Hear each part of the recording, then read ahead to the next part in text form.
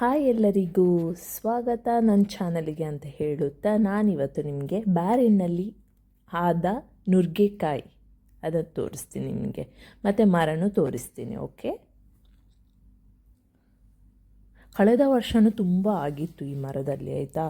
ಮತ್ತು ಈ ವರ್ಷವೂ ತುಂಬ ಆಗಿದೆ.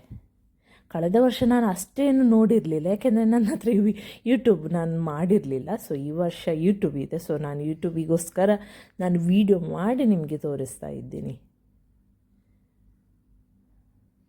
ಸೊ ಹೊರದೇಶದಲ್ಲೂ ಕೂಡ ತರಕಾರಿ ಆಗುತ್ತೆ, ಆಯಿತಾ.